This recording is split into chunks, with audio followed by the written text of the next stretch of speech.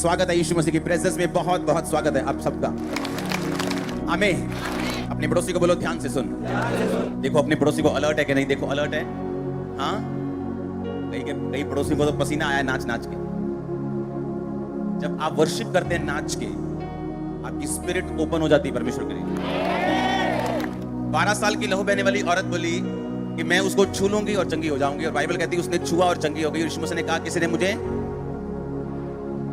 मुझे क्या किया? किसी ने मुझे क्या किया? चलिए बोलते प्रभु सब तेरे को छू रहे हैं। यीशु मसीह ने कहा नहीं, किसी ने बाय फेथ मुझे छुआ है। जब आप खुल के वर्शिप करते हैं, ये मेरी टेस्टिमनी है मेरी लाइफ की। जब मैं ऐसे आराधना करने के स्थान में जाया करता था तो मुझे संभालने वाली मेरी टीम होती थी। मैं 10 बार 15 बार गिरता था आराधना करते वक्त। कोई मतलब नहीं, कोई मुझे देख रहा है, कोई मुझे क्या बोलेगा, जवान लड़का क्या कर रहा है, कोई मतलब नहीं। सिर्फ वर्शिप वर्शिप वर्शिप वर्शिप। और उसी ग्रुप में से आज वही कुछ जन वही खड़े जहां वो 15 साल पहले खड़े थे। परमेश्वर तो वही था, लेकिन छुआ किसने? 12 साल वाली उस औरत ने। और शमौन कोढ़ी के घर में रहकर भी यीशु मसीह जब वापिस आए, शमौन कोढ़ी का कोढ़ी था। इतनी फायर प्रेजेंस में, इतनी जबरदस्त अनॉइंटिंग में भी अगर हम नहीं बदले तो कब बदलेंगे? हालेलुया। अब यहां तो उठा बोलो जो मैं सुनूं मैं फल लेके आऊं।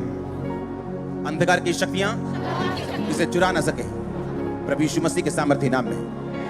आप नई ब्लेसिंग्स को देखने वाले हैं। ये आत्मिक होगी, ये फिजिकल होगी, ये सोल की होगी। हालेलुया। एक वचन को पढ़ेंगे मत्ती 27 उसकी 32 आयत अपनी स्क्रीन के ऊपर। अपने पड़ोसी को बोलो तो यीशु मसीह को फॉलो करने के लिए बुलाया गया है। जिस तरह परमेश्वर ने अपने पिता को फॉलो किया, उसने कहा मैं भी तुझे चाहता हूं कि तू मुझे फॉलो करे। आमीन। उस वचन में लिखा हुआ, बाहर जाते ही उन्होंने शमौन नामक एक कुरेनी मनुष्य को पकड़ा और उसे बेगार में यीशु मसीह का क्रूस उठाने के लिए ले चले। हमारा एग्जाम्पल कौन है? प्रभु यीशु मसीह। हमारे लिए कौन एग्जाम्पल है? चेलों को हर टाइम खाने की पड़ी होती थी। चले खाना ले आए, खाना भूल गए, खाना आ रहा है, खाना जा रहा है। यीशु मसीह कहते हैं मेरा खाना ये नहीं, मेरा खाना ये है कि मैं अपने परमेश्वर की मर्जी को, उसके काम को जो उसने मुझे सौंपा है उसे पूरा करूं। जब परमेश्वर ने आपको बनाया तो परफेक्ट बनाया। उसने आपके लिए परफेक्ट ब्लेसिंग्स को रचा हुआ है इस धरती के ऊपर। ऐसा कोई भी जन नहीं जो ये चाहता है कि वो बच्चा पैदा करे इसलिए कि वो बहुत सा संघर्ष करे, सारी उम्र उसकी टांग दर्द करती रहे, सारी उम्र गरीब रहे, सारी उम्र लोगों के पैसे देने के लिए बस गाली सुनता रहे। आप चाहते कि ऐसा बच्चा पैदा हो? आप चाहते उसकी जिंदगी में ऐसा हो? एक इंसान, बाइबल कहती है, बुरा होकर भी अपने बच्चों को अगर भली वस्तुएं देना जानता है तो तुम्हारा स्वर्ग के पिता तुम्हें भली वस्तुएं क्यों ना देगा? आमीन। जब परमेश्वर ने आपको बनाया तो उसने आपके लिए परफेक्ट ब्लेसिंग्स को आपके साथ ही बनाया है, आपके बाद में नहीं बनाया। आदम जब परमेश्वर का कार्य कर रहा था उस वाटिका में, तो बाइबल कहती है परमेश्वर ने आदम को देखा और परमेश्वर ने आदम को बोला कि आदम का अकेला रहना ठीक नहीं, मैं इसको एक सहायक दूंगा जो इसके साथ मेल खाए। और बाइबल कहती परमेश्वर ने आदम को पकड़ा, उसे गहरी नींद में सुलाया और उसकी पसली में से पसली निकालकर उसकी जगह मांस भरा और हवा को पैदा किया। आमीन। और वो किस में से निकाली गई थी? परमेश्वर ने ये नहीं कहा ओहो यार ये तो मैं भूल ही गया, चलो फिर से मिट्टी गूंदते हैं, फिर से उसमें जीवन का सांस फूंकते हैं और बोलते हैं आदम मैं भूल गया था, ये ले तेरे लिए परफेक्ट ब्लेसिंग। बाइबल कहती है परमेश्वर ने सारी ब्लेसिंग जो आदम को चाहिए थी उसके अंदर से निकाली। परमेश्वर को मालूम था कि आदम को फ्यूचर में क्या चाहिए और उसने सब कुछ आदम के अंदर डाल दिया था। आप कोई भी फल खाते हैं, वो फल बाहर से नहीं आता बल्कि उस बीज के अंदर से निकलता है जिसको आप धरती पे डालते हैं। आया ना? परमेश्वर ने उस बीज को ताकत दिया कि वो फल को पैदा कर सके। और उसी तरह परमेश्वर ने जब आपको बनाया तो इस इच्छा से और इस मेंटालिटी से और इस सोच से बनाया कि जब परमेश्वर ने आपको बनाया, आपने नहीं, मैं फिर आपको बोल रहा हूं, जब भी आप वचन सुने आप भूल जाएंगे यहाँ लाखों लोग बैठे हैं, यहाँ वो सुन रहे हैं, वो सुन रहे हैं, आप सोचो कि मैं सिर्फ आपसे बात कर रहा हूं। और मैं आपको ये कह रहा हूं जब परमेश्वर ने आपको बनाया, सिर्फ आपको, तो उसने आपके लिए परफेक्ट ब्लेसिंग्स को उसी वक्त बना दिया जब परमेश्वर ने आपको बनाया। अब आप कहेंगे अगर परमेश्वर ने ऐसा बनाया तो दुनिया दुखी क्यों है? अगर परमेश्वर ने मेरे लिए परफेक्ट ब्लेसिंग्स को बनाया है तो मेरी लाइफ में वो क्यों नहीं? जिस तरह एक पेड़ को फल पैदा करने में टाइम लगता है, उसी तरह अगर आप चाहते हैं कि परमेश्वर की परफेक्ट ब्लेसिंग्स जो परमेश्वर ने आपके लिए रखी हैं आपकी लाइफ में आना शुरू हो, तो ये वचन जो मैं आज आपको दूंगा आपको फॉलो करना होगा। यीशु मसीह ने बाइबल में लिखा कि बाहर जाते हुए एक शमौन नामक कुरेनी मनुष्य उसे मिला। किसको? सिपाहियों को। और बाइबल कहती है सिपाहियों ने उसे पकड़ा, बेकार में पकड़ा उसे और कहा कि यीशु मसीह का क्रूस उठा और यहां से यीशु मसीह के साथ साथ चल।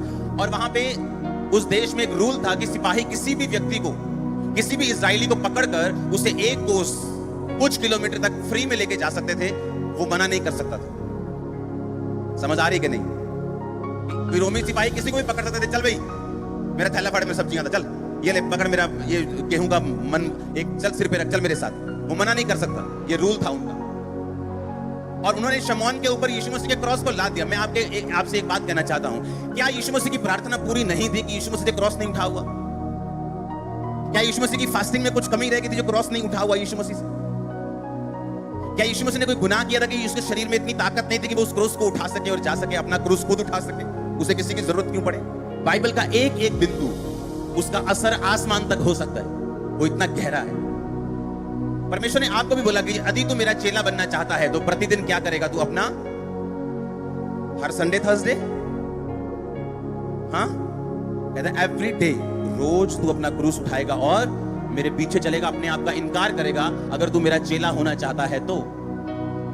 चेला होने का मतलब सिर्फ सताव लेना या दुखी होना या पाप से आजाद होने का मतलब सिर्फ चेला होना नहीं है। चेले होने का यह भी मतलब है कि दुनियावी और आत्मिक दोनों आशीषों में भरपूर और संपन्न और दूसरों को ब्लेस करने वाला। चेला होने का मतलब यह भी, दो पहलू हैं इसके।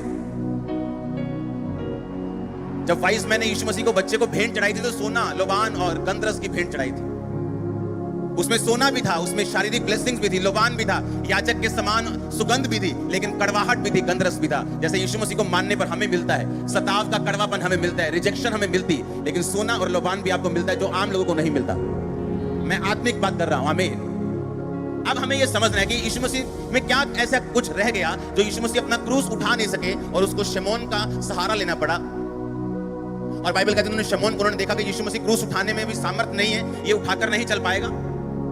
और ऐसी सजा आज तक किसी को नहीं दी गई थी। अगर कोड़े मारे गए थे तो क्रूस नहीं दिया जाता था, क्रूस दिया जाता था इतना कोड़े मार मार के नहीं लेके आते थे। बाकी भी तो 2 डाकू थे, उनको क्रूस पे लटकाया गया लेकिन कोड़े नहीं मारे गए। लेकिन यीशु मसीह को इतना सताया गया कि अब उन्होंने देख लिया कि ये क्रूस उठाकर नहीं चल सकता। और रास्ते में शमौन को नहीं आ रहा था, इधर चल क्रूस उठा चल, और वो मना करेगा तो लॉ के अगेंस्ट है। उसने क्रूस उठाया और वो चल पड़ा।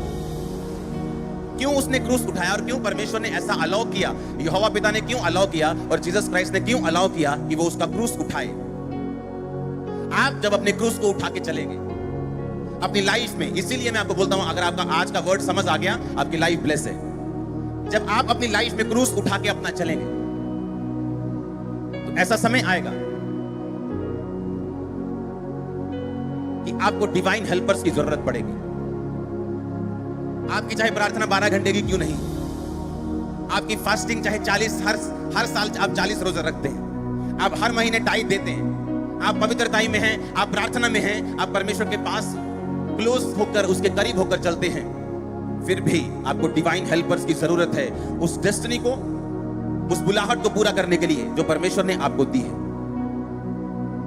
जब आप अपनी बुलाहट को पूरा कर लेंगे, जिस तरह यीशु मसीह ने अपनी बुलाहट को पूरा किया, क्रूस से अगर नहीं उठाया गया तो कोई और उठा के लास्ट तक क्रूस पे चढ़ाए गए, मारे गए, गाड़े गए, तीसरे दिन मुर्दों में से जी उठे, स्वर्ग पहुंचे, पिता के दाहिने हाथ बैठे, आज हमें और मुझे आपको देख रहे हैं।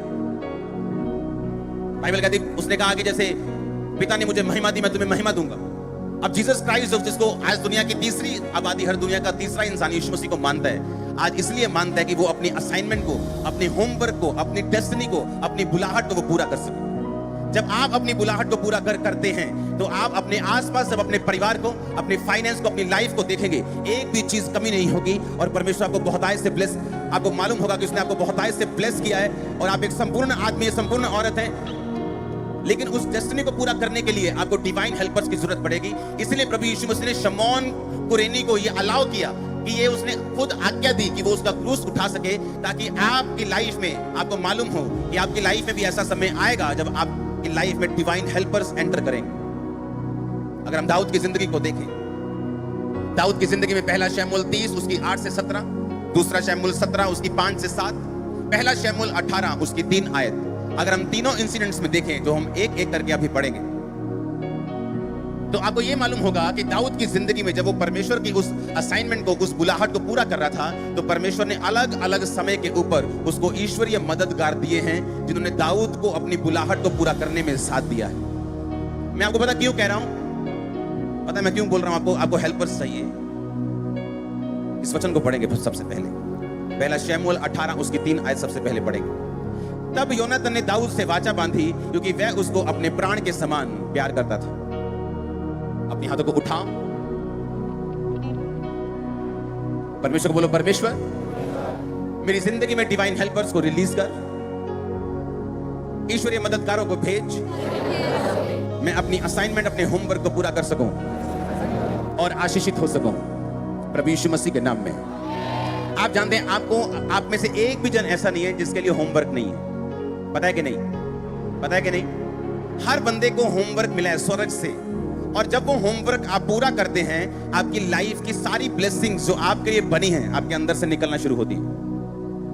जब तक आप उस असाइनमेंट को, उस होमवर्क को नहीं समझते, तब तक आप अपनी लाइफ में, अपने फाइनेंस में, अपने शरीर में, अपने परिवार में आप संघर्ष करते हैं। एक भी जन ऐसा नहीं है जिसको होमवर्क नहीं मिला, जिसको डिवाइन असाइनमेंट, जिसको परमेश्वर ने एक बुलाहट नहीं दी। हर एक बंदे की बुलाहट अलग अलग है, और आपकी ब्लेसिंग उस बुलाहट को पूरा करने के अंदर है, बाहर नहीं। समझ आ रही इतनी बात? और परमेश्वर आपको अलाउ करता है कि जब आप उस अपने होमवर्क को पूरा कर रहे होंगे, तो आप अपनी ताकत से भी नहीं, अपनी प्रार्थना से भी कई बार नहीं, बल्कि आपको डिवाइन हेल्पर्स की भी जरूरत पड़ेगी, ताकि आपको अपनी धार्मिकता के ऊपर भरोसा ना हो, बल्कि आपको मालूम हो कि जो कुछ मेरी जिंदगी में कर रहा है वो परमेश्वर कर रहा है। मैं हूं तो प्रार्थना में, हूं तो फास्टिंग में, हूं तो मैं परमेश्वर की पवित्रताई में, लेकिन परमेश्वर मेरी जिंदगी में काम कर रहा है। ये डिवाइन हेल्पर्स उसका एक नतीजा है। आप मेरी बात समझ रहे कि नहीं? आपका होमवर्क है, आपको परमेश्वर ने एक काम दिया। मैं इंडिया के बाहर था इस हफ्ते में, अब आज आया हूं वापस। जब मैं आज आया वापस, तो एक एयरपोर्ट पे हमें एक जन मिला।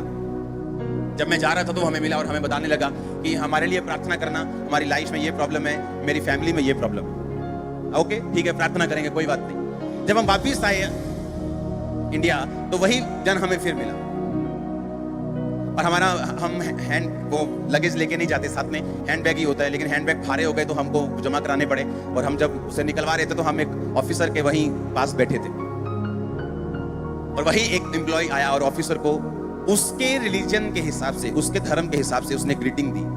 जय मसीह की नहीं बोला, उसके हिसाब से बोला कुछ। ओके, और मेरी वाइफ देख रही है, और उसने, मेरी वाइफ ने मुझे बताया, और हम हैरान हो रहे हैं कि अगर उसे यही नहीं मालूम कि उसका होमवर्क क्या है, तो इसीलिए वो अपनी फैमिली में संघर्ष कर रहा है या कर रही है। आप मेरी बात समझ रहे हैं? अब उसका होमवर्क क्या है कि वो जिस जगह पे है, उस जगह के ऊपर वो परमेश्वर की महिमा करेगी, वो गॉस्पेल देगी, वो सुसमाचार देगी। लेकिन अगर उसी के मुंह से कुछ ऐसा निकल रहा है जो उसके फेथ पर, विश्वास पर नहीं है, तो इसका मतलब उसने अपने होमवर्क को त्याग दिया है। यीशु मसीह ने कहा, जी उठ के, यीशु मसीह ने कहा, जाओ मेरे चेलों और पतरस से कहो मैं जी उठाऊं। मेरे चेलों और पतरस से। पतरस अब चेला नहीं था परमेश्वर का, मालूम क्यों? उसने खुद कहा था कि लाना तो जो इसको जानता हो, मैं तो नहीं जानता इन्हों ना भाजी, मैं तो देखा तक नहीं कभी। और जब यीशु मसीह उठे तो यीशु मसीह ने भी कहा कि तूने कहा था मुझे जानता नहीं, मैं भी तुझे नहीं जानता, तू भी मेरा चेला नहीं, तू पतरस है आज से, चेला नहीं। मेरे भाइयों, मेरे चेलों से कहो और पतरस से कहो कि मैं जी उठाऊं। जिस दिन आप परमेश्वर के लिए स्टैंड लेने में गलती कर देंगे, उसी दिन शैतान आपकी जिंदगी में घुस के काम करेगा। आपको यह बात मालूम होनी चाहिए, जैसे एड्स में भी आता ना, डर के आगे जीत है। आपको मालूम होना चाहिए कि मुझे एक होमवर्क मिला है, मेरे बच्चे की ब्लेसिंग, मेरे परिवार की ब्लेसिंग, मेरी सेहत की ब्लेसिंग, मेरे फाइनेंस की ब्लेसिंग उस होमवर्क के पीछे छुपी है। जब मैं होमवर्क पूरा कर लूंगा तो सारी ब्लेसिंग अपने आप मेरे जीवन में आ जाएगी। लेकिन जब होमवर्क तो समझ आ नहीं रही, हम अभी भी चर्च को एक ऐसा स्थान लेके जा रहे हैं जहां पर मेला लगता है, जाके माथा टेकेंगे और जो बैठा है गद्दी पे उसको बोलेंगे प्रार्थना करो जी सब कुछ ठीक हो जाए। अभी तक हम उस मेंटालिटी से तो निकले नहीं। अभी तक हम क्रिश्चियन तो बने नहीं स्पिरिट में। जो क्रिश्चियन है, नए नियम के मुताबिक अगर आप नया नियम पढ़ेंगे तो नए नियम में प्रॉफिट्स का भी इतना रोल नहीं है, आत्मा से चले हुए लोगों का रोल है। आत्मा अब गाइड करता है लोगों को। पुराना समय नहीं है, अब प्रॉफिट्स का समय नहीं है, अब प्रोफेटिक गिफ्ट काम करता है चर्च में। लेकिन अब बाइबल कहती है तुम आत्मा की अगुवाई के साथ चलोगे, ना कि भविष्यवाणी जो तुम्हारे जीवन में एक हुई उसके अनुसार कि यहोवा यों कहता है, यहोवा यों कहता है। अब वो नहीं टाइम। अब रोज तुम्हें अपना क्रूस उठाना है, रोज अपनी असाइनमेंट को, अपने होमवर्क को समझना है कि जहां मैं हूं मेरा एक होमवर्क है, जहां मैं काम करता हूं, जहां मैं जॉब करता हूं, जहां मैं बिजनेस करता हूं, जहां मैं पढ़ने जाता हूं, जहां मैं पढ़ने जाती हूं, जहां मैं काम करने जाता हूं, वहां एक होमवर्क है। चाहे वो आपका बॉस हो, आपको डर लगता हो, आप अपने होमवर्क से मुड़ नहीं सकते क्योंकि आपको अपने हेवनली बॉस को भी जवाब देना है। अगर उस बॉस ने ब्लेसिंग रोक दी तो चल जाएगा थोड़े दिन संघर्ष, अगर उस बॉस ने ब्लेसिंग रोक दी तो फिर कुछ नहीं हो पाएगा। अगर होमवर्क नहीं समझे तो क्या होगा फिर? हालेलुया। बाइबल कहती है दाऊद जब परमेश्वर के साथ चला, तो मैं आपको कैसे परमेश्वर फेवर करता है मालूम? फिर जब आप होमवर्क को पूरा करते हैं ना, बड़ा मुश्किल है होमवर्क को समझना और उसको पूरा करना। लड़कियां आके गवाही देती, जिस मॉल में मैं काम करती थी वहां एक लड़के ने मुझे ऑफर दी मेरे साथ फ्रेंडशिप कर लो। मैंने बोला कि मैं तो पहले से ही जीसस के साथ मेरी फ्रेंडशिप है, मैं तो पहले ही प्रभु की हूं, हम फ्रेंडशिप नहीं करते, हम परमेश्वर के हूं। वो क्या होता है? चर्च में आए, वो बंदा भी बच गया, वो बहन बना ली उसने, वो भी बच गई, वो पहले से बची हुई थी। ये होमवर्क है। लेकिन उसके साथ फ्रेंडशिप को कबूल करना और पाप में गिरना अपने होमवर्क का इनकार करने वाली बात है। और फिर जब होमवर्क आप मना कर देंगे, आप अपनी बुलाहट को मना कर देंगे, फिर आप जीसस के सामने हाथ फैलाकर नहीं बोल सकते मुझे ब्लेस कर। वो ब्लेसिंग आपके अंदर से निकलनी है, वो अंदर से तभी निकलेगी जब आप परमेश्वर के सामने समर्पित होंगे। तो आप मेरी बात समझ रहे कि नहीं? क्यों आज विश्वासी संघर्ष कर रहे हैं? क्यों वो स्ट्रगल कर रहे हैं? वो स्ट्रगल इसी बात में लगा रहते, पाप कर लिया, पाप छोड़ दिया। पास्टर्स भी ऐसे ही है, कलीसिया में ही किसी से पाप कर लिया, पाप छोड़ दिया, प्रभु ने मुझसे कहा, फलाने ने मुझसे ऐसा बोल दिया। क्या कंफ्यूजन पैदा की हुई इन लोगों ने। यीशु मसीह ने सीधी बात बोली, अगर तू मेरे कामों को देखना चाहता है तो बिना पवित्रता ही कोई कदापि प्रभु को नहीं देख सकता। बिना पवित्रता ही कोई नहीं देख सकता, जितने मर्जी बहाने लगा लो। हालेलुया। अब अगर मुझे ये मालूम हो गया कि मेरी ब्लेसिंग मेरे होमवर्क के पीछे, आप हाउस वाइफ हैं, आपके लिए भी होमवर्क है, आप जवान हैं, आपके लिए भी है, आप बुजुर्ग हैं, आपके लिए भी है। हालेलुया। आप बुजुर्ग हैं लेकिन अपने घर की लड़ाई का कारण बन गए हैं। आप तंग करना चाहते हैं अपने बच्चों को, पोतों को, प्रॉपर्टी के मामले में, आप अपनी होमवर्क को पूरा नहीं कर रहे। हर बंदा फंसा हुआ किसी ना किसी चक्कर में, और शैतान ने उसे फंसाया हुआ है कि मैं इसको फंसा के रखूंगा ताकि इसके अंदर से जो परमेश्वर ने इसको देना है वो ब्लॉक रहे हमेशा। ये घर में पाइप तो बड़ी अच्छी डाली है, पर प्लम्बर थोड़ा सा बोरी उठे फंसा के बेचारा चला गया। हाँ, वो बोरी निकालनी पड़ेगी आपको, वो पाप की बोरी, वो जेलसी की बोरी, वो गंदगी की बोरी, वो नफरत की बोरी निकालनी पड़ेगी अगर फ्लो चाहिए तो। सब कुछ ठीक है, सब कुछ लगा हुआ है, चर्च भी आते हैं, प्रार्थना भी सुनते हैं, आमीन भी बड़ा सबसे ऊंचा बोलते हैं, लेकिन उसके आगे क्या? अब हमें चर्च आने का जो असल मकसद है, अपने होमवर्क को समझना, उसको पूरा करना है। आप अपने होमवर्क को पूरा करेंगे, आपके जैसा दूसरा कोई नहीं होगा। आप एक यूनिक होंगे, आपकी ब्लेसिंग यूनिक होगी, आपकी जैसी ब्लेसिंग किसी के पास नहीं होगी, आपके जैसा मसा किसी के पास नहीं होगा, आपके जैसा अभिषेक, आपके जैसी ब्लेसिंग किसी के पास नहीं होगी। ओ आमीन, अच्छा चाहिए चर्च। अब मुझे ये समझ आ गई कि मेरे पास एक होमवर्क है, और उस होमवर्क को पूरा करने के लिए परमेश्वर आपको ऐसे हेल्पर्स देगा जो आप डिजर्व नहीं करते होंगे, लेकिन आपके पास होंगे यीशु मसीह के नाम। आपको मालूम योनाथन कौन था? शाऊल का बेटा। शाऊल के बाद राजा बनने के लिए वो सबसे प्रथम कैंडिडेट था। उसे मालूम था कि जब मेरा बाप मरेगा तो मैं राजा बनूंगा। उसे मालूम था कि मेरे बाप से परमेश्वर का आत्मा उठ चुका है, अगला मैं हूं, अगर मैं परमेश्वर यहोवा को पुकारूंगा तो मैं कैंडिडेट हूं, मैं बनूंगा राजा। लेकिन बाइबल कहती है वो दाऊद से अपने प्राण से भी अधिक प्यार करता था, और उसने दाऊद को पता क्या बोला कि मेरे बाप के बाद तू गद्दी पे बैठेगा। ये भी आम गद्दी नहीं है प्रधान की, थोड़ा बहुत पैसा मिल जाएगा, नहीं नहीं, ये मैं राजे की गद्दी की बात कर रहा हूं। राजा की गद्दी पीएम की गद्दी से भी ऊपर होती, मालूम? पीएम कानून के साथ बंधा हुआ है, प्राइम मिनिस्टर कानून के साथ बंधा हुआ है, राजा कानून के साथ बंधा, राजा कानून बनाता है। राजा चाहे तो लाखों करोड़ रुपए अपने लिए ले सकता है, उसे कोई रोक नहीं सकता। और वो क्या बोल रहा है कि खरबों रुपए की गद्दी उसने कहा परमेश्वर तुझे देगा। डिवाइन हेल्पर इसे बोलते हैं। वो बिना किसी लालच के फिर आपके साथ हो जाएंगे, और जब तक आपका होमवर्क, आपका काम, आपकी असाइनमेंट पूरी नहीं होगी, आपको वो छोड़ेंगे नहीं। और आप बोलेंगे मैंने ऐसा क्या किया है कि परमेश्वर मुझे ऐसे लोग दिए हैं जो अपना स्वार्थ, अपना काम नहीं देखते, वो सिर्फ परमेश्वर का काम देख रहे हैं, या उस असाइनमेंट को देख रहे हैं जो चर्च ने उनको दी है। क्योंकि बाइबल कहती है अगर आप परमेश्वर के होमवर्क को पूरा करेंगे तो परमेश्वर आपको ऐसे हेल्पर देगा जो आपकी सोच और समझ से परे हैं, और वो रिलीज होंगे यीशु मसीह के नाम में। हालेलुया। वो डिवाइन हेल्पर्स देगा आपको। पहला शमूएल 18:3 में जो हेल्पर है वो एक बहुत ऊंचा और पहुंचा हुई पोस्ट के ऊपर है। आमीन। दूसरा शमूएल 17 उसकी 5 से 7, इसमें जो हेल्पर है, फिर अबशालोम ने कहा एरेकी हूशे को भी बुला ला, और वह कहेगा हम उससे भी सुने। तब हूशे अबशालोम के पास आया, और तब अबशालोम ने उससे कहा अहीतोपेल ने तो इस प्रकार की बात कही है, क्या हम उसकी बात माने कि नहीं? यदि नहीं तो कह दे। हूशे ने अबशालोम से कहा जो सम्मति अहीतोपेल ने इस बार कही है वो अच्छी नहीं। अब हूशे कौन है? हूशे दाऊद का दोस्त है। किसका दोस्त है? जब दाऊद के बेटे ने उसके साथ विद्रोह किया, कारण भी दाऊद था क्योंकि उसने पाप किया और परमेश्वर ने विद्रोह को होने दिया। और बाइबल कहती है हूशे नाम का व्यक्ति दाऊद का दोस्त था, और लेकिन वो अबशालोम के पास गया ये बोल के कि मैं तेरा दोस्त हूं। और अहीतोपेल नाम का एक बड़ा बुद्धिमान जन था। बाइबल कहती जो कोई वो सलाह देता था वो कभी सलाह जमीन पे गिरती नहीं थी। अगर उसने कह दिया ना कि ये वाला राजा ये बस 10 तारीख के करीब आएगा और इस दिशा से आएगा, उसी दिशा से वो आता था, उसी तारीख को वो आता था। इतना वो बुद्धिमान था, और राजा के दरबार में उसकी वैल्यू एक बड़े ऑफिसर के समान थी, मंत्री से भी ऊपर उसकी वैल्यू थी। अगर उसने कह दिया ना कि इस साल में इस महीने अकाल पड़ेगा, या ऐसी प्रॉब्लम आने वाली, या दुनिया का माहौल ऐसा, हमें ये ऐसा करना पड़ेगा, वैसे ही होता था जैसा वो बोलता था। बाइबल कहती इस बार राजा ने हूशे की बात को सुना, और अहीतोपेल जो कि महाबुद्धिमान था उसकी बात को नहीं सुना, और इस बात से निराश होकर अहीतोपेल ने सुसाइड कर ली थी। जबकि ये एक प्लॉट था, ये कॉन्स्पिरेसी, एक साजिश थी जो परमेश्वर ने अलाउ की, क्योंकि परमेश्वर दाऊद के साथ था, अबशालोम के साथ नहीं। आमीन। अब ये एक डिवाइन हेल्पर था जो दाऊद की जिंदगी में था। अब दाऊद खुद अपने बेटे को जाके मना थोड़ी करेगा कि मैं यहां बैठा हूं, यहां मत आ। अब उसे एक हेल्पर चाहिए, आपको भी हेल्पर चाहिए। आप मेरी बात समझ रहे कि नहीं? तीसरी तरह के हेल्पर जो हमें मिलते हैं वो पहला शमूएल 30 उसकी 8 से 17 आयत में मिलते हैं। दाऊद ने यहोवा से पूछा क्या मैं इस दल का पीछा करूं तो उसको जा पकड़ूंगा। ये उस समय की बात है जब दाऊद सिकलग के राजे के साथ लड़ने के लिए गया और अपनी बीवी बच्चों को पीछे छोड़ गया, और पीछे से लोग आए और उसके सारे बीवी बच्चों को उठा के लेके गए, सब लोगों के, और उसकी बस्ती को आग लगाकर फूंक गए। और सारे लोगों ने ये सोचा कि हम दाऊद को पत्थर मार मार के मार देंगे, क्योंकि इसकी वजह से हमारे बीवी बच्चे को लोग उठा के ले गए।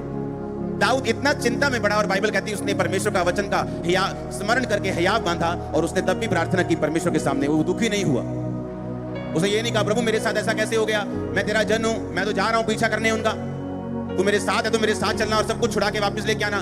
दाऊद अभी भी जानता था कि मैं परमेश्वर की असाइनमेंट में हूं, मैं परमेश्वर के होमवर्क को पूरा कर रहा हूं, तो परमेश्वर के लिए मैं कुछ भी करने और सहने के लिए तैयार हूं। अगर ये परमेश्वर की मर्जी है तो भी मैं हाँ करने के लिए तैयार हूं। तो उसने क्या कहा? उसने कहा 8 आयत में कि परमेश्वर क्या मैं उनका पीछा करूं तो मैं उनको पकड़ लूंगा?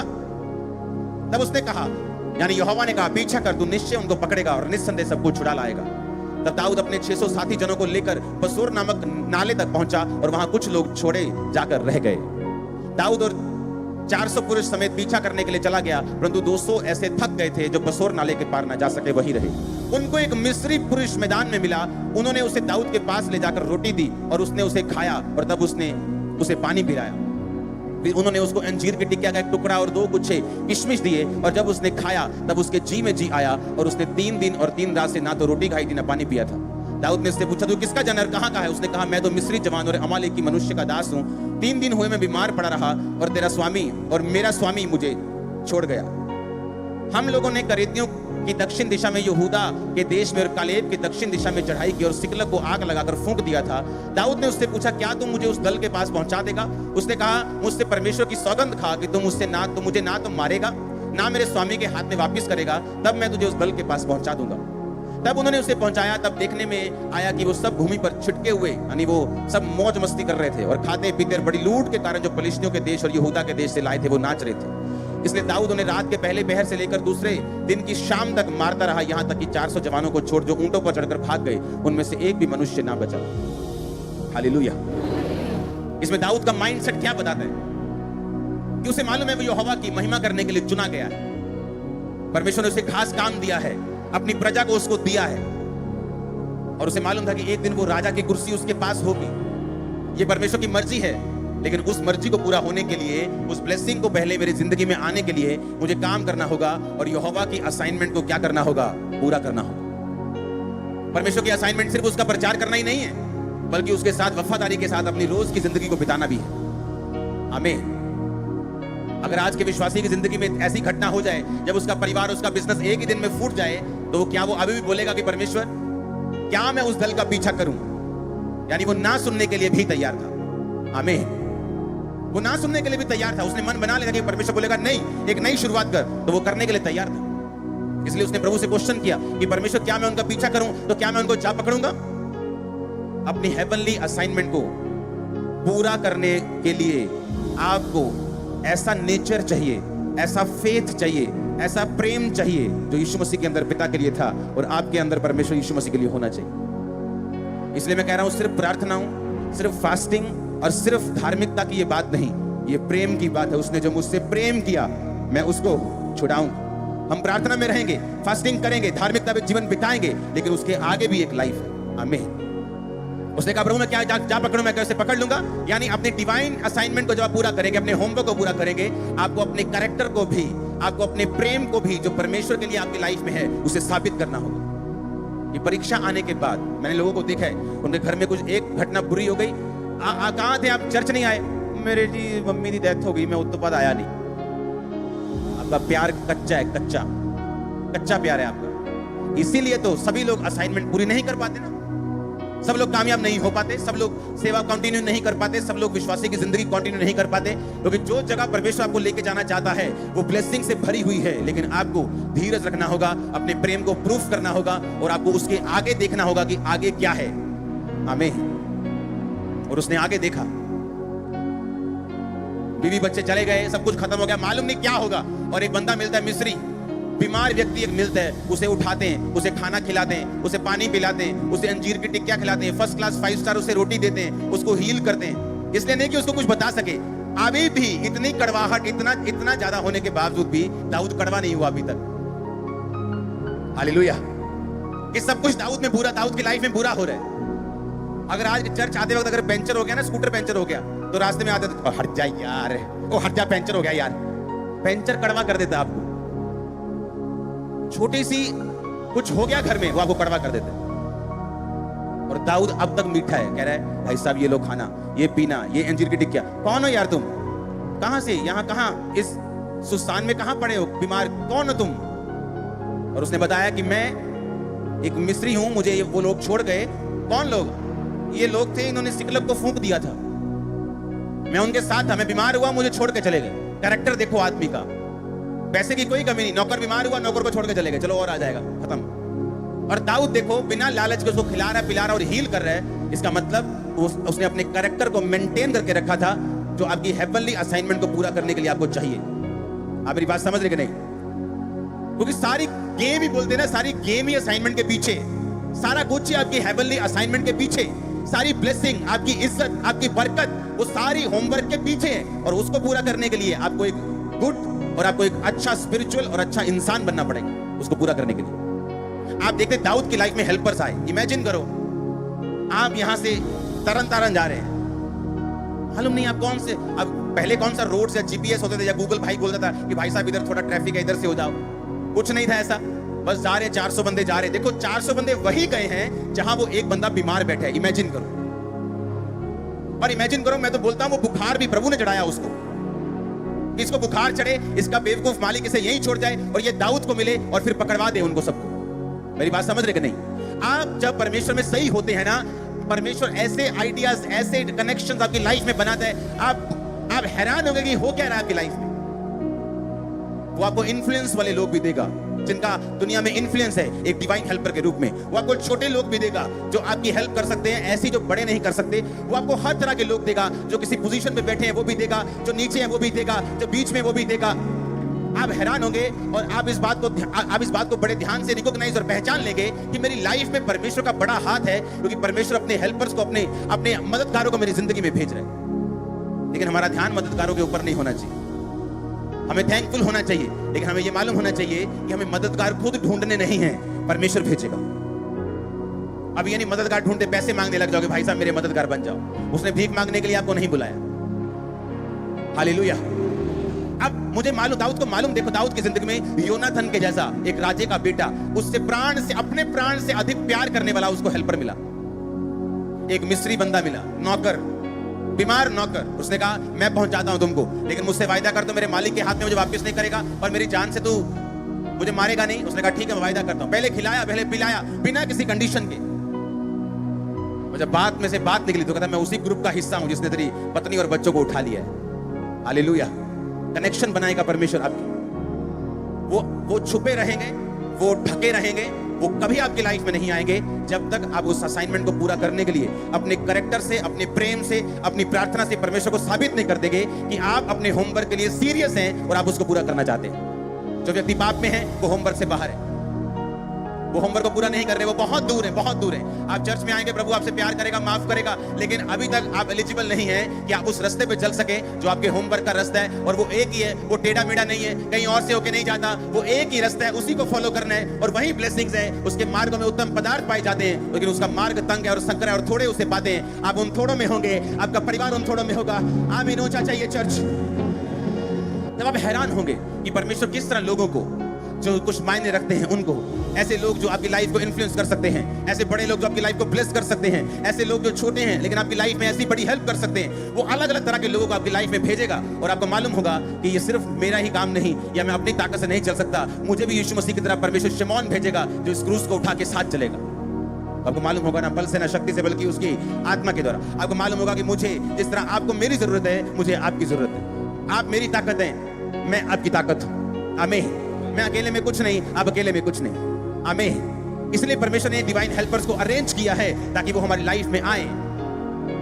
लेकिन वो किन की लाइफ में आएंगे? जो परमेश्वर के साथ एक मन है, जो मन बना चुका है उसे फॉलो करने का। कोई ठोकर जिसको हिला नहीं सकती, कोई नेगेटिविटी हिला नहीं सकती, कोई एक घटना, कोई दुर्घटना उस व्यक्ति के विश्वास को हिला नहीं सकती। जो सीधा चलना चाहता है, कहीं से भी शुरुआत करना चाहता है, उसे कोई मतलब नहीं उसकी लाइफ में पास्ट में क्या हुआ, जो आगे देखना चाहता है। आप अगर उनमें हैं, अगर आप अपनी असाइनमेंट को पूरा करने के लिए तैयार हैं, होमवर्क को पूरा करने के लिए तैयार हैं, आपको ऐसे लोग मिलेंगे, आपकी आईज ओपन कर देंगे, आपको ऐसे हेल्पर मिलेंगे। सिर्फ अमीर नहीं, सिर्फ गरीब नहीं, वो कोई भी हो सकता है। दाऊद की लाइफ में ऐसा हेल्पर जिसके पास रोटी तक नहीं, जो बीमार है, जो खुद अपनी हेल्प नहीं कर सकता, वो भी एक हेल्पर बन गया उसका। दाऊद ने इतने बंदों को मारा, अगले दिन कहता है शाम तक वो मारता रहा, उनकी भी लूट वापस लेके आया, सब कुछ वापस लेके आया उस डिवाइन हेल्पर के कारण। एक छोटा सा हेल्पर जिसको उसने हेल्प की। अपने कैरेक्टर को नहीं छोड़ना। दुख आए, मुसीबत आए, लोगों ने आपके साथ जैसा मर्जी बिहेव किया हो, कभी भी अपने स्वभाव से बाहर आकर उनसे डील मत करना। जलंधर में जब मीटिंग, आज से बहुत साल पहले एक मीटिंग रखी गई थी और वो कैंसिल कर दी थी उस एरिया के लड़कों ने इकट्ठे होके, तब बहुत कम क्रिश्चियंस होते थे, कैंसिल कर दिए, होने नहीं देंगे, होने नहीं देंगे, होने नहीं देंगे। और वो व्यक्ति एमएलए की पोस्ट के लिए खड़ा हुआ और उसने चर्च में मैसेज भेजा कि मैं मिलना चाहता हूं। जब मैं उससे मिला तो उसने कहा मैं बहुत बार आने की ट्राई कर रहा था, लेकिन मुझे ऐसा लग रहा था कि आप मुझे पीटेंगे, आप सब लोग मुझे पीट ना दे, कि आपके लोग मुझे पीटे ना, कि तुमने पापा का विरोध किया था, तेरे को बताते हैं अभी। मैंने कहा ऐसा नहीं, तूने मेरा विरोध किया, मैं तो कब का भूल गया, तू मेरा भाई है। उसको बिठाया, उसको उसके साथ चाय पी, उसको वचन दिया, उसको दिल से बताया कि डोंट वरी, हम तुम्हारे साथ हैं, हम तुम्हारे लिए प्रार्थना करेंगे। आमीन। तो वो व्यक्ति जब सुन के गया, आज वो जलंधर का एमएलए। तो हमें अपनी असाइनमेंट के कहां रहना है? अंदर। कहां रहना है? बोलो अपने पड़ोसी को, अपने होमवर्क को पूरा कर, बोलो आमीन। हर व्यक्ति, हर बंदा अपने होमवर्क को जानता है। ऐसा कोई नहीं जो अपने होमवर्क को नहीं जानता। अगर कोई सरकारी स्कूल का बच्चा है, वो भी जानता है मास्टर ने क्या काम दिया है। इंग्लिश स्कूल का उसे भी मालूम है कि मैडम ने क्या काम दिया। हर बंदा अपने होमवर्क को जानता है। उसे पूरा करो, उसे पूरा करो। इस शरीर को काबू में लेके आओ, इमोशंस को काबू में लेके आओ, उस असाइनमेंट को पूरा करो। ग्रेटनेस आपका इंतजार कर रही है। मैंने कहा ग्रेटनेस आपका इंतजार कर रही है यीशु मसीह के नाम में। हालेलुया। आप फिर देखेंगे क्या होता है। और ये आराम से चलने वाली लाइन है। जब दाऊद के सिकलग को मार के फूंका गया तो दाऊद उस समय जवान हो चुका था, मालूम। जब उसको मसा किया गया था, उसके चेहरे से बाइबल कहती लाली झलकती थी, बिल्कुल बच्चा था वो जब उसको मसा किया गया था। मसा किया गया था राजा होने के लिए। अब जवान हो गया, जब राजा बनने का समय नजदीक आ रहा था, तो अब एक नई मुसीबत आ गई कि परिवार ही खत्म हो गया सारा। शैतान बोला ले कर ले तू अपनी असाइनमेंट पूरी। अब बता यीशु मसीह भला है कि नहीं, यहोवा भला है कि नहीं। शैतान आपको चैलेंजेस देगा, आपको चुनौतियां देगा, आपको सवाल देगा, आपको क्वेश्चंस देगा। अगर आपने ऊपर नहीं आए वचन से तो आप वहीं रह जाएंगे। इसलिए परमेश्वर ने कहा कि तुम्हारा युद्ध मांस और लहू से नहीं, शैतान से, अंधकार की शक्तियों से, हाकिमों से, उनकी सेनाओं से जो आसमान में रहती उनसे। इफिसियों की उस पुस्तक को पढ़ेंगे, उसके 6 उसने कहा इसलिए परमेश्वर के सारे हथियार बांध लो कि तुम बुरे दिनों का सामना कर सको, सब कुछ पूरा करके स्थिर रह सको, सत्य से अपनी कमर कसकर, धार्मिकता की झिलम पहनकर। इन सब के बारे में बाद में बात करेंगे। हम बात करेंगे 15 आयत की। और पांव में मेल की सुसमाचारी के तैयारी के जूते पहनकर। आप जानते जितने ये बाइबल में हथियार लिखे हैं, ये आपकी उस असाइनमेंट को पूरा करने में आपकी मदद करते हैं। सत्य से क्या कर अपनी, हमारी कमर क्या है? हमारी बुद्धि। मसीह में आपकी कमर क्या है? कसना कैसे? वर्ड से। सच्चाई क्या है? वचन। वचन से कमर कसनी है। कि शैतान यीशु मसीह के पास आया, बोला अपने आप को इसके नीचे गिरा, तेरे वचन में लिखा है कि तेरे स्वर्गदूत तुझे पकड़ लेंगे, तेरे पांव में पत्थर ठेसने लगी। वचन के बीच से शैतान ने परखा, लेकिन यीशु मसीह की बुद्धि को यीशु मसीह ने कसा हुआ था वचन से। उसने कहा यह भी लिखा है तो अपने प्रभु अपने परमेश्वर की कभी परीक्षा ना कर। एक पास्टर के पास शैतान गया, उसने कहा तेरे पिता के वचन में लिखा है कि सांप अगर तुझे डस लेंगे, बाइबल कहती तू तेरे को असर नहीं होगा। उसने सांप पकड़ा, डसवाया और मर गया। सुनो क्यों मरा वो? पौलुस के हाथ में जब सांप ने काटा तो वो सांप से गुल्ली डंडा नहीं खेल रहा था, वो अपना प्रभु का काम कर रहा था। और जब वो गड्ढा लकड़ी का निकालकर आग सेकने लगा तो बीच में विष वाला सांप था, तेज जहर वाला सांप था। क्यों? क्योंकि जब उसने काटा तो सारे जो कॉलोनी के लोग थे, वो गांव के लोग थे, वो डर गए, क्योंकि उनको मालूम था कि ये सांप जो है जहरीला सांप है।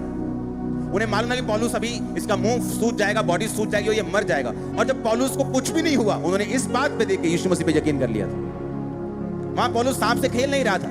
यीशु मसीह ने कहा हाँ ठीक है, अगर शैतान की बात को आपने सुना और आप वचन के कच्चे हैं, आप बोलेंगे ठीक है वचन में लिखा है, देखता हूं वो उठाता है कि नहीं। यीशु मसीह ने कहा तो अपने प्रभु अपने परमेश्वर की परीक्षा ना कर, सत्य से अपने क्या कर कमर, धार्मिकता की चिलम पहन। अपना दिल, चिलम दिल के लिए होता है, कहता अपने दिल को क्या कर, सुरक्षित रख, इस पर ठोकर ना लगने दे कि हाय ऐसा क्यों हो गया, अब मैं परमेश्वर को नहीं मानूंगा। सुरक्षित रख, व्यभिचार में ना जा, पाप में ना जा, अपने हार्ट को क्या रख, सुरक्षित। इसके बारे में फिर कभी बात करेंगे। पांव में मेल के सुसमाचार की तैयारी के जूते, यानी कहता है जो कुछ तू सुनता है उसको प्रीच कर। आप अगर असाइनमेंट को पूरा करना चाहते हैं, वो कोई भी हो, आज से प्रीच करना शुरू करो जो आपने सुना है। प्रीच करना एक हथियार है। प्रीच करने से, प्रचार करने से, आपके घर में हो, आपके बॉस को हो, आपके एम्प्लॉय को हो, आपके घर में हो, मोहल्ले में हो, रिश्तेदारों को हो, जब आप प्रचार करते हैं शैतान आपसे दूर भागता है, परमेश्वर हील करता है आपको, वो रास्ते खोलता है आपको। जो व्यक्ति प्रीच करते हैं, मैं नहीं कह रहा जो मानते हैं, मानना एक अलग चीज है, मानने से आप ब्लेस होते हैं, लेकिन प्रीच करने से आप शैतान पर अटैक करते हैं। आप कौन से मोड में जीना चाहते हैं, कि शैतान से बचते रहना हर वक्त, या शैतान को मारना और भगाना? परमेश्वर ने जो रियल विश्वासी हैं वो शैतान से बचने के लिए नहीं बनाए, वो शैतान को निकालने के लिए बनाए, उसे कास्ट आउट करने के लिए बनाए। जो विश्वास करेगा वो दुष्ट आत्मा को निकालेगा, वो बच के नहीं रहेगा दुष्ट आत्मा से। दुष्ट आत्मा क्या करेगा? निकलेंगे दुष्ट आत्मा, अभी आपके सामने देखना अभी। हाँ, दुष्ट आत्मा क्या करेगा? वो निकालेगा वो दुष्ट आत्मा को। ऐसा प्रभु ने आपको बनाया है, उसके लिए आपको क्या करना पड़ेगा? प्रीच करना पड़ेगा। जो सुना है उसके लिए क्या करना पड़ेगा? प्रीच करना पड़ेगा, आपको बोलना पड़ेगा, आपको प्रचार करना। इसलिए मैं कहता हूं जो सेवा करेंगे वो उत्तम चीजों के भागी होंगे। हाँ, उत्तम दाखरस, उत्तम गेहूं, उत्तम दाख, उत्तम परिवार, उत्तम सेवकाई। क्यों? परमेश्वर ने कहा मैं याजकों को उत्तम दूंगा। और जब आप प्रीच करते हैं, ये प्रीचिंग एक हथियार बन जाती है कि शैतान ने आपके जिस हिस्से पर अटैक किया है वो खत्म हो जाए। आप मेरी बात समझ रहे हैं? दाऊद की जिंदगी पर अटैक किया, दाऊद ने क्या किया? प्रीच किया कि मेरा यहोवा दया करने वाला परमेश्वर है। ये ले रोटी, ये ले टिकिया, ये ले दवाई, ये ले पानी। वो क्या था? एक वो प्रीच था। उसने प्रीच किया, शैतान भाग गया। मेरी बात समझ रहे कि नहीं? प्रीचिंग करना एक हथियार है, ये एक भला काम नहीं है जो हर क्रिश्चियन को करना है क्योंकि प्रभु से बड़ा प्यार करता है, ये भी ठीक है, लेकिन प्रीचिंग करना एक हथियार है, एक वेपन है। फिर से पढ़ेंगे आयत को। परमेश्वर के सारे हथियार, इसका मतलब किन की बात कर रहा है? वो हथियारों की बात कर रहा है। किन की बात कर रहा है? वो हथियारों की बात कर रहे हो। बाइबल को अपने दिमाग में भरना एक हथियार है। धार्मिकता की झिलम पहना, अपने आप को सुरक्षित रखना हथियार है। पांव में मेल की तैयारी के सुसमाचार के जूते पहनना एक हथियार है। मेक श्योर आप प्रचार करते हैं। मैं बिजनेसमैन था तब भी प्रचार करता था। दुकानदार हमारे उधार लेके जाते थे सामान हमसे, जब उनसे पैसे लेने जाते थे तो तब भी प्रीच करते थे, भाई साहब चाय पी लो। नहीं मेरी फास्टिंग है। वो क्या होती है? पूरी कहानी सुनानी वो क्या होती, जानबूझ प्रीच करने का बहाना ढूंढना, कैसे करूं, किस तरह से प्रीच करूं, क्योंकि प्रीच करना एक हथियार है। अगर आप इस हथियार को यूज करेंगे, शैतान आपके पांव के नीचे होगा, वो जूती के समान होगा। आमीन हो चाहिए ब्लेसिंग आपके चर्च। हालेलुया। अपने पड़ोसी को बोलो प्रीच कर, बोलो प्रचार कर। आमीन। खुल के प्रचार कर और भगा शैतान को। और परमेश्वर डिवाइन हेल्पर्स देगा, मददगार देगा, तेरे रास्ते को ओपन करेगा। आमीन हो जा। Hallelujah, hallelujah, hallelujah. आप मेरी बात समझ रहे कि नहीं? जीवित वचन आपको चेंज कर देगा। आमीन। आप एक असाइनमेंट के नीचे, होमवर्क के नीचे हैं, उसे पूरा करो। वो डिवाइन हेल्पर्स देगा। वो छोटे होंगे, वो बड़े होंगे, वो मीडियम होंगे, वो ऊंचे लेवल के होंगे, वो नीचे लेवल के होंगे, लेकिन सब मिलकर आपकी हेल्प करने पाएंगे। आपकी लाइफ के डिवाइन हेल्पर्स बन जाएंगे, असाइनमेंट्स को पूरा करने पाएंगे। हालेलुया। कई बार एक स्कूल में जब आप एडमिशन लेने जाते हैं ना, कोई काम बड़े से बड़ा मंत्री नहीं कर पाता जो स्कूल का पीएन कर देता है, मालूम? ये बार मंत्री फोन करते, स्कूल वाले मना कर नहीं देंगे एडमिशन। आपको नहीं मालूम कौन बड़ा या कौन छोटा। हालेलुया। आपको ये मालूम होना चाहिए कि परमेश्वर भेजेगा और वो पक्का भेजेगा। एक भी ऐसा नहीं जिसने होमवर्क पूरा किया हो और परमेश्वर ने से हेल्पर्स न दिए। एक भी ऐसा नहीं, सबके हिसाब से मिलेंगे, अलग अलग मिलेंगे, वंडरफुल मिलेंगे, ब्लेस्ड मिलेंगे। एक बात ध्यान रखना, हेल्पर्स उसी की लाइफ में आते हैं जो परमेश्वर की महिमा के लिए काम कर, बस दैट्स इट। जो प्रभु की असाइनमेंट को, होमवर्क को समझता है कि मेरा क्या है और मैंने उस हिसाब से चलना है। अपने हाथों को उठाओ, थैंक यू जीसस। उठाओ उठाओ अपने हाथों को, हिलाओ अपने हाथों को।